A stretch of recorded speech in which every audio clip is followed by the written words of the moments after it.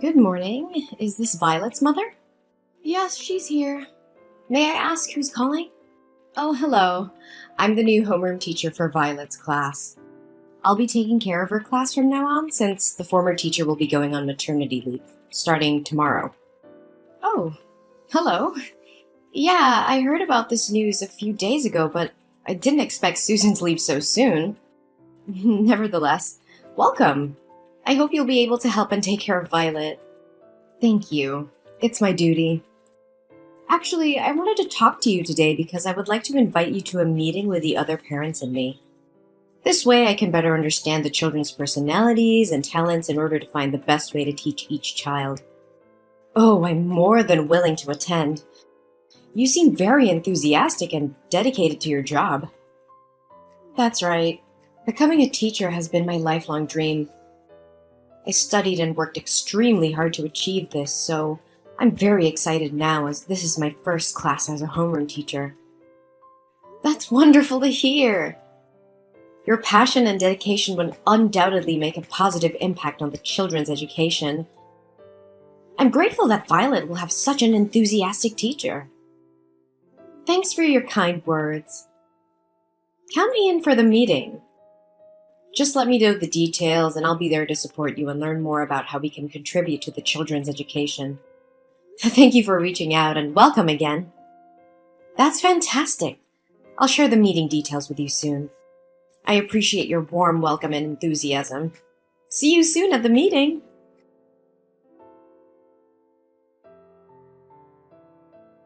Wow, it's such a small world.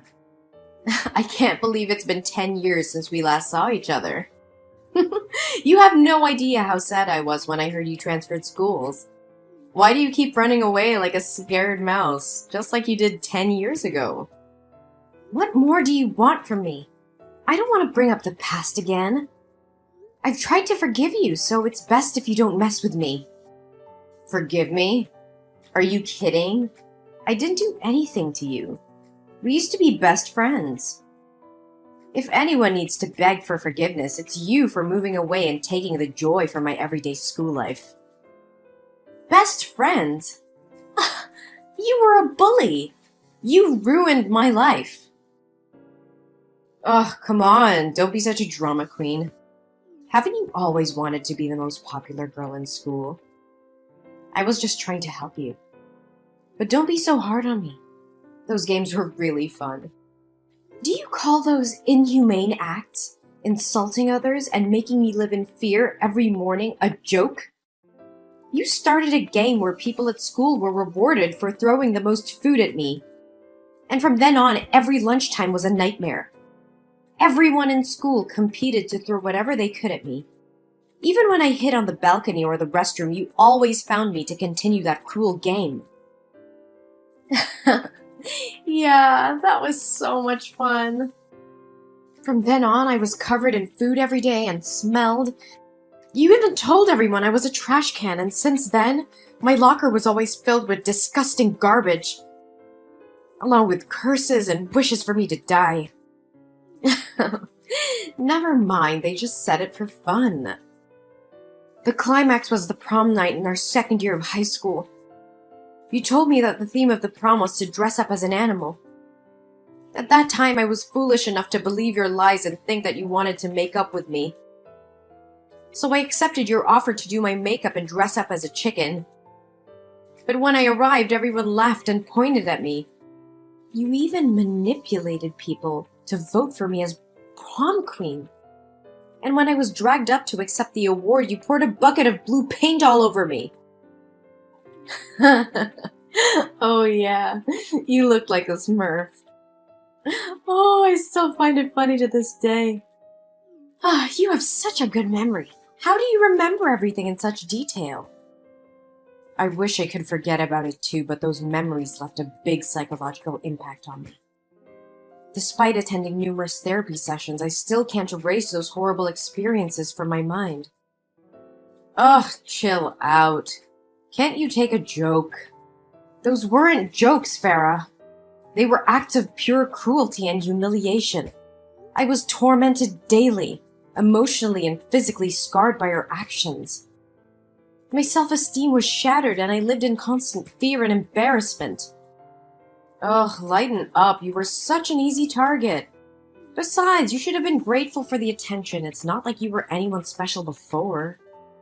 Grateful? Are you serious? No one deserves to be treated the way you treated me. I was a human being just like you.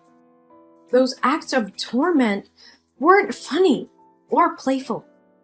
They were a violation of my dignity and a betrayal of our supposed friendship. Friendship? Ha! You were always so pathetic and desperate for acceptance. I was just trying to toughen you up, make you stronger. Look at you now. Isn't it thanks to my upbringing that you dare speak up against me instead of crying and resigning yourself all day like before? Toughen me up? No, you were just a bully. You enjoyed having power over me, relishing in my pain and suffering. You had no regard for the consequences of your actions or the emotional scars they left behind. Ugh, stop playing the victim. It's been years and you're still dwelling on the past. Get over it already. Get over it? How can I forget the years of torment, the humiliation, and the constant fear? These experiences have shaped who I am today, but I refuse to let you define me any longer. I'm stronger now and won't allow you to belittle my pain. Whatever. You're just being dramatic. It's not like it affected you that much. Those are just rebellious acts. Almost every teen goes through that phase. I believe that when Violet grows up, she'll do the same thing I did to you. Oh no, she'll definitely turn out to be a failure who needs to be taught a lesson, just like her mother.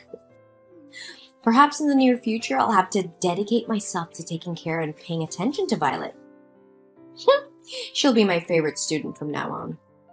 How can a person like you, with such a biased, immoral, and shameless mindset, become a teacher? I will notify the school immediately so they can remove you from your position and find a more suitable teacher for my daughter's class. I refuse to have my child influenced by someone as inhumane as you. What do you think you can do? Don't you know that the principal of this school is my father? Go ahead and share your opinion. Try everything you can to get me fired. But guess what? My father will make sure to write negative comments on your child's school records, making it difficult for her to find a school anywhere else in the future. I will tell the truth about you to other parents, and I'm certain they will support the change of teachers. Oh, really? But let me tell you something. The process of making complaints and getting things done can take months, even years, for the council to consider your opinion. So what do you think your daughter will go through during that time? Let me enlighten you. Elementary school kids can be even more manipulative than high school kids.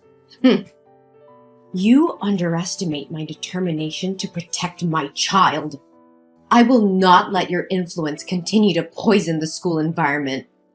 I will gather evidence, reach out to other parents, and together we will fight for a safe and nurturing educational environment for our children.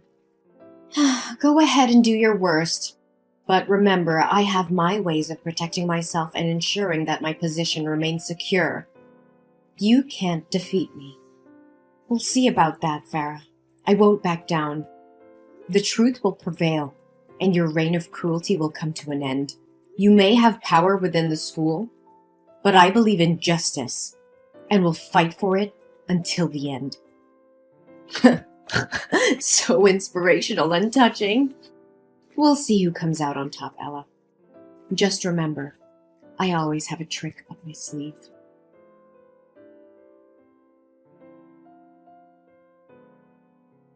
Hello, Jellyfish Mom.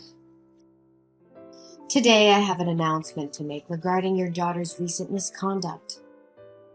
As her homeroom teacher, I have taken disciplinary action in response to her poor behavior. And before you jump to conclusions, let me clarify that this has nothing to do with holding a grudge from the past or intentionally causing trouble with your daughter. This is simply a conversation between a teacher and a parent to inform you about incidents of cheating, and stealing involving Violet and her classmates. What? What do you mean by poor behavior? Are you saying my daughter cheated on her exam and stole from her classmates? Yes, that's exactly what I mean. During a math test today, I noticed Violet looking at her classmates' papers and even exchanging answers with them. A math test? That can't be right. Violet excels in math. Last year, she even represented the school in an inter-school math competition.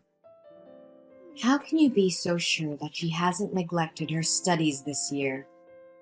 Perhaps she resorted to cheating out of fear of embarrassing her friends.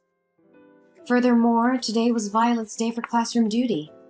When her classmates returned to the class after playing, many of them discovered that their belongings were missing. Crayons, hair bows, game consoles. They were all found in Violet's locker when we conducted a search. How is that possible? Something doesn't add up. I am confident that Violet would never steal from her friends. Someone must have framed her. Accept the truth. You have failed to raise your daughter properly. As an experienced teacher, I can clearly discern if a child is lying or not. Moreover, she has already confessed her mistakes in front of the class. What? Did Violet herself admit to cheating and stealing? Yes, indeed. Although I had to use a professional method as a teacher to get Violet to admit her mistakes. What do you mean by professional method? Well, as an expert in educating children, I know which methods work best. In this case, a light spanking with a ruler was employed. I can assure you that I have used this approach with hundreds of students before. What? Did you physically punish my daughter? How dare you take such action without certainty that she committed those acts? You coerced and assaulted her just to force her into admitting fault? And you still call yourself a teacher? Oh, please, she simply needed to face the consequences of her actions. By the way, I'm disciplining Violet, so she'll be returning home 2 hours later than usual today. I have lesson plans to work on for tomorrow, so I won't be able to continue this conversation with you. No, you're not going anywhere until you clearly explain what punishment you're referring to. What have you done to my daughter? Oh, don't worry, you'll find out soon enough once she arrives home. Today I decided to test out a new punishment method, and your daughter was the first one to experience it. She'll be so grateful to me for a refreshing summer look. What on earth are you talking about? Oh, just relax, it's no big deal. Today was career day at school, and my class happened to open a salon shop. So I made a small adjustment to Violet's hair. Even though she looked pretty with her hair tied on both sides, she looked even prettier with her new hairstyle I created. What? How dare you touch my daughter's beautiful hair? Did you cut off those 2 braids? Oh, you silly person, of course not. I wouldn't be so heartless. Short hair wouldn't suit her face. Instead, I shaved her head in front of the entire class. I simply used her as an example to teach and warn other students never to make the same mistake as your daughter. It's quite an effective method of education. I swear to God, you're going to pay for this. You've gone too far, Farah. I won't let you get away with this. Oh yeah? I'm not too worried. If I didn't go this far, she'd never learn her lesson. Don't you know that when parents coddle their children, they grow up to be losers? I'm just doing what I'm supposed to do. You should be thanking me. What kind of teacher? No. What kind of person would do this? You have crossed all boundaries. It's not your place to physically and emotionally harm my daughter. You have abused your authority as a teacher. Oh, please, don't be so dramatic. It was just a harmless punishment. Her hair will grow back soon. Harming my daughter physically and emotionally is not harmless. You have no right to punish and abuse students like that. Even if she had committed a serious offense, you should have contacted me as her parent to discuss it. Not subject her to torture like this. Oh, come on, it's my class, my rules, okay? Besides, in addition to correcting your daughter's behavior, I saved you some money on shampoo and water bills. Isn't that great? I can't believe you would stoop so low, Farah. You're supposed to be a teacher, someone who nurtures and guides young minds, not someone who inflicts pain and humiliation on innocent children. How can you live with yourself? Ugh, spare me the melodrama. You act as if I've committed some heinous crime. It was just a little punishment, a teaching moment for your daughter. It was not just a little punishment. You violated my daughter's trust, her sense of security. You took away her dignity and happiness. How could you be so heartless? Heartless? I did what needed to be done to discipline her. She needed to learn a lesson. Besides, it's not like she's the first student I've punished this way. I will report your behavior to the school administration and the appropriate authorities. You will pay for what you've done. Oh, please. Your little crusade won't amount to anything. I've seen parents like you come and go, making empty threats. I've dealt with worse than you. You may have dealt with others, but you've never faced someone like me. I will expose your true nature and ensure you are stripped of your position as a teacher. No child should ever suffer under your twisted idea of education. You're delusional if you think you can bring me down. Your daughter will be the one to pay for your foolish defiance. That doesn't make it right. You have no right to play with my daughter's emotions and physically alter her appearance without consent. Your actions are cruel and unforgivable. Well, maybe you should have taught your daughter better. Maybe if she had behaved, you wouldn't have ended up like this. Once again, I can't believe you would sink so low. How dare you intentionally harm my daughter in such a despicable manner? What the hell are you going on about? It's just my responsibility as a teacher. Oh, so it was your responsibility to fabricate a cheat sheet, then purposefully approach my daughter's desk during the math test, dropping it near her feet and pretending it was innocent? Did that answer magically appear in her pocket too? And let's not forget your responsibility to rummage through other students' belongings, hide their items in my daughter's locker, and play innocent while they search for their possessions. You're truly cunning and conniving. What in the world are you trying to imply? Are you making up stories to protect your daughter and shift the blame onto me? The other students in the class will back me up. Oh, you think so? Well, I happen to have video evidence of your malicious actions towards my daughter. Video? What video are you blabbering about? Maybe Susan forgot to mention that there are security cameras installed in the classroom, ensuring parents have complete oversight of their children's safety and the quality of education. Today, those cameras captured everything. What? Security cameras? How is this possible? Why was I never informed? These cameras were installed due to the alarming rise in school security incidents. To protect their child, parents in our class contributed funds for their installation. We all have access to monitor our children whenever we wish. And guess what? This time it worked flawlessly, safeguarding my daughter's dignity. I couldn't check the footage right away since I was on a plane. By the way, I visited your previous school, the one where you were fired, to uncover the truth. No, it can't be true. God, I despise even uttering your name. Did you know you don't even have an education degree or teaching certification? They informed me that you were terminated because they discovered your secret and your extreme misconduct towards the students. So what? What can you possibly do? Even if you brandish that absurd evidence to intimidate me, I won't be afraid. My father will do whatever it takes to keep this under wraps. I won't bother reporting this to the school administration. But mark my words, I will use this incontrovertible evidence to write a scathing expose about you, shedding light on the rampant child abuse and the dangerous presence of uncertified teachers such as yourself. You think writing for a newspaper will make a difference? Huh, that's a pathetic joke. Do you honestly believe any journalist will pay attention to your fanciful tale? Well, I can't speak for all journalists, but I will. And not just any journalist. I am the chief editor of the New York Times education column. Prepare to face the consequences of your actions. Ugh, please, you're just bluffing. You really think I won't follow through with my words, don't you? You underestimate my determination to protect my daughter and ensure justice is served. I have evidence that will expose your misconduct and abuse of authority. The world will know what kind of teacher you truly are. Evidence or not, no one will care about your little vendetta. You're just a desperate parent trying to make a scene. You may think so, but you're gravely mistaken.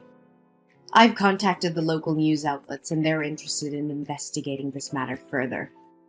They understand the importance of protecting students from abusive educators like you. Local news? That's all you could manage? They won't have the reach or influence to make a significant impact. That's not all. I may have started with local news, but I won't stop there. I will reach out to national and international media, sharing the evidence of your deplorable actions. I will make sure every parent, every educator, and every responsible citizen knows what you have done. You can try, but I have powerful connections that will protect me. No one can touch me. Connections may shield you temporarily, but they won't save you from the relentless pursuit of truth. The public will demand answers, and those connections will crumble when faced with undeniable evidence. You will be held accountable for your actions. This can't be happening. You can't ruin my career like this. You ruined your own career with your unethical behavior.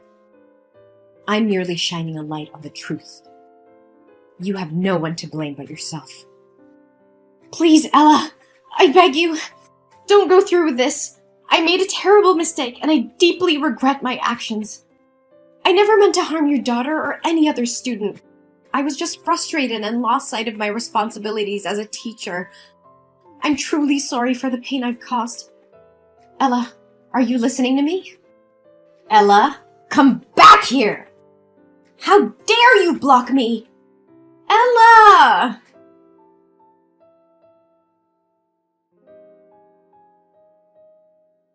The public became aware of Farah's student abuse incident, and the news spread like wildfire. Outraged parents, teachers, and community members demanded justice for the students who had suffered under her care. The evidence, including the surveillance video, was presented in court, leaving no room for doubt about Farah's actions. Farah's trial was swift, and she was found guilty of child abuse and misconduct. The court sentenced her to a significant prison term, ensuring she would be removed from any position of authority over children. Her reputation was shattered, and she lost everything she had worked for. But the repercussions did not end there. The investigation into Farah's actions shed light on deeper issues within her father's school. It was discovered that he had been embezzling funds and covering up incidents of abuse. The authorities launched a thorough investigation, and both Farah's father and the school faced legal consequences. The school's reputation was tarnished, and it underwent major reforms to ensure the safety and well-being of its students. Then, I took immediate action to support my daughter Violet. I sought professional help and took her to a psychiatrist to address any emotional impact from the traumatic experiences. Thankfully, Violet showed resilience and strength, emerging from the ordeal with no lasting psychological harm. During the period when Violet's hair was growing back, I bought her a variety of beautiful wigs, allowing her to express herself and feel confident. The support from me and the love of her family helped Violet regain her self-esteem and move forward. Meanwhile, teacher Susan, who had been on leave, returned to the classroom. Her presence brought a sense of stability and positivity back into Violet's life. With a nurturing and supportive teacher, Violet thrived academically and emotionally, embracing her love for learning and her classmates.